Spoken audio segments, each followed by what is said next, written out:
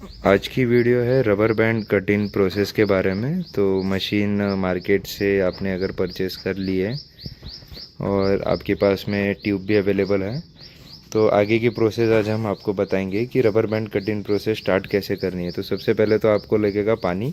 पानी में आपको डालना है शैम्पू। ओके, नॉर्मल शैम्पू भी आप यूज़ कर सकते हैं।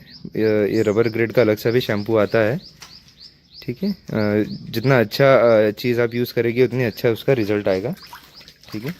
अब शैम्पू के प्रोसेस का जो रीज़न है वो है लुब्रिकेसी के लिए। तो जो भी ट्यूब है आपको इसमें डालना है। इसमें आप ट्यूब को डाल के 5 मिनट के लिए रख दीजिए, ठीक है। और जब भी आपको कटिंग के लिए ट्यूब को निकालना है, इस तरीके से इसको निकालिए। थोड़ा सा पानी अंदर से टच होगा तो कटिंग के टाइम पे मशीन इसको प्रेशर करती है ऐसा, तो प्रेशर की वजह से एक दूसरे से चिपके ना, इसलिए ये वाली प्रोसेस करते हैं। आप कटिंग से पहले ट्यूब को ऐसे पानी में डाल दीजिए।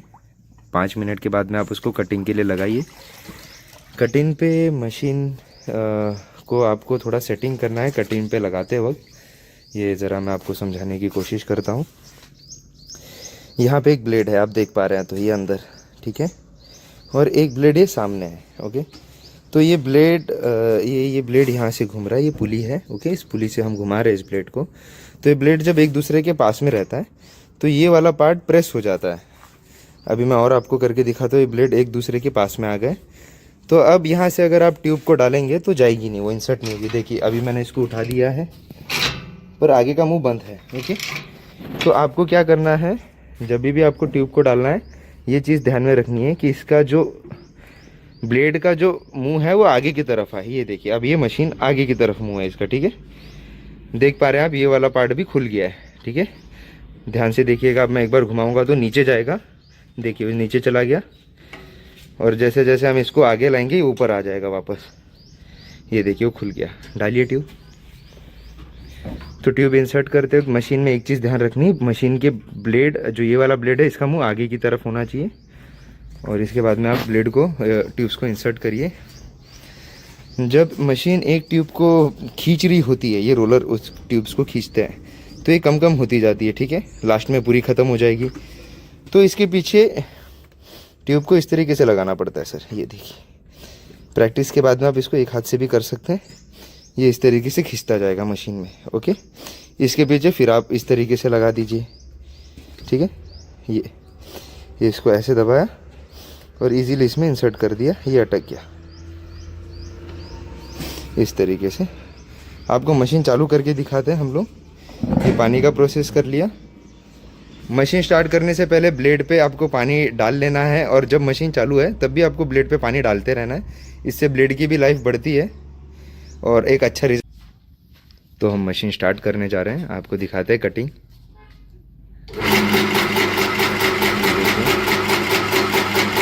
आप देख पा रहे हैं, ओके। बंद कर दीजिए। ध्यान रखने वाली बात यह है, अभी हमने मशीन स्टॉप करने के लिए बोला ताकि आपको ये समझा पाए। अभी ये ट्यूब कम है, ओके। पर जब ट्यूब ज़्यादा रहेंगी तो मतलब ये पूरा पूरा पूरा भरा हुआ है, तो ये जो लास्ट में ट्यूब रहेगी सर, ये ट्यूब लास्ट से आपको ये वाला कोना दिखाता हूँ। ये देख रहे हैं, ये दोनों ब्लेड तो यहीं तक है सर। ये देखिए, ये ब्लेड है, ये ब्लेड है, और आपका ट्रे है हल्का सा बड़ा, ब्लेड से ये बाहर जा रहा है। तो जब आप पूरा भर के ट्यूब लगा रहे हैं तो आपको एक चीज़ ध्यान में रखनी है। ये आपको दोनों पाइप्स, ये पाइप्स लगा के दिखाइए सर कोने में। ये दोनों कोनों की तरफ में आप इनको पाइप्स को इंसर्ट करिए, ठीक है। ये इस तरीके से। अब जो भी ट्यूब है लास्ट इतनी यहाँ तक जाएगी सर, ओके। इस लाइन तक जाएगी, और अगर इस लाइन से आगे आती है तो ये बराबर कटिंग के इसमें आ जा रही ब्लेड में, मतलब आपका 0% वेस्टेज जाएगा। अब इन दोनों के बीच की जितनी भी जगह, इसमें आप जितनी मर्जी ट्यूब्स लगा लीजिए, ओके। एक बार फिर हम मशीन स्टार्ट करके चला के दिखाते हैं। करिए सर मशीन। में थोड़ा सा यहाँ से लाइव दिखाता हूँ, थोड़ा आप देख पाएँ।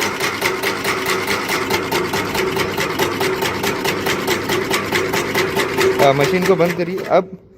अब आप ये लाइव वीडियो में ये जो ये प्रॉब्लम देख पा रहे हैं, ये आप देख रहे हैं ये मशीन।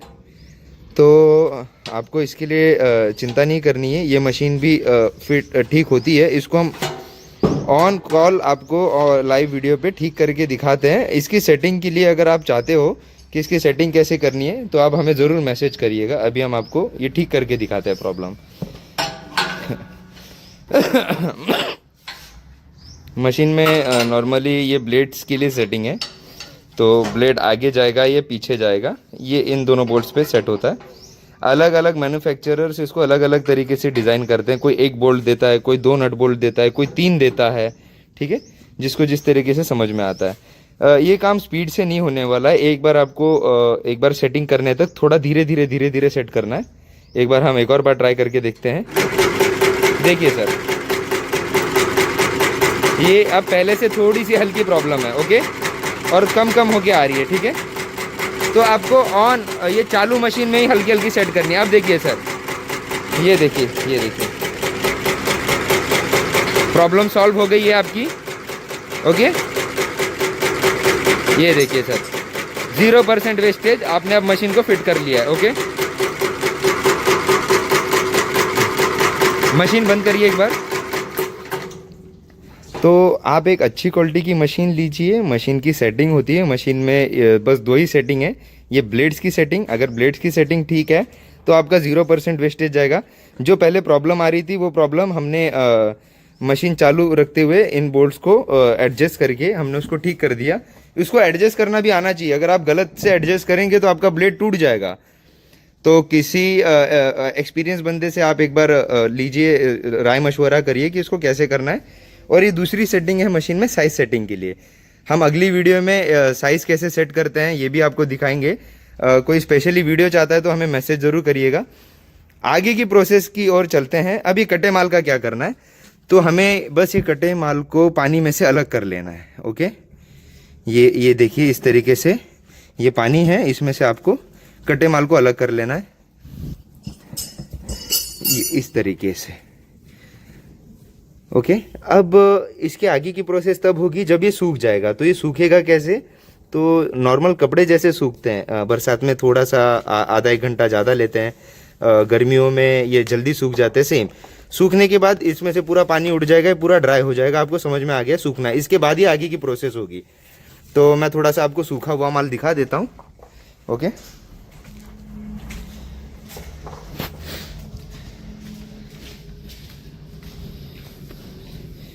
ये रहा सूखा हुआ माल, ओके। एक बार मैं इसको अब थोड़ा सा पास से दिखा देता हूँ, सूखा हुआ माल कैसे। ये देखिए पूरा ड्राई है, बिल्कुल पानी नहीं है इसमें। आगे की प्रोसेस इसके ऊपर होगी। आप अगर नायलॉन का माल ले रहे हैं तो कट करने के बाद में वो नहीं चमकने वाला है सर।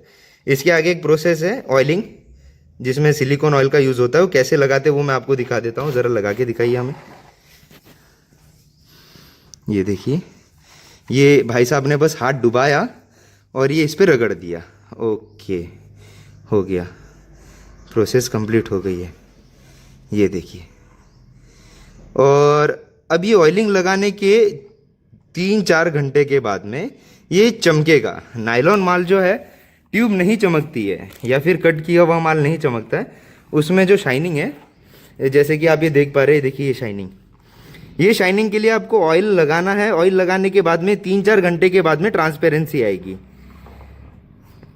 इस माल के बाद में आप ऑयल लगाने के बाद में ये सूख जाता है और इसमें ट्रांसपेरेंसी आ जाती है। ये चमक रहा है माल, इसका मतलब ये रेडी है, रेडी टू पैकेट। आप इसको पैक कर सकते हैं। ध्यान रखने वाली बात ये है, अगर आपको अलग अलग कलर में पैकिंग करने तो आपको ट्यूब भी अलग अलग काटने पड़ेंगे। अगर आपने ट्यूब मिक्स में काट दी तो आप अलग अलग पैकेजिंग नहीं कर पाएंगे। तो जैसे ऑर्डर आते हैं मार्केट में आपके पास में, उस तरीके से आप कटिंग के टाइम पे ध्यान में रखिए। ये भी एक क्वालिटी है मार्केट में, ये देखिए,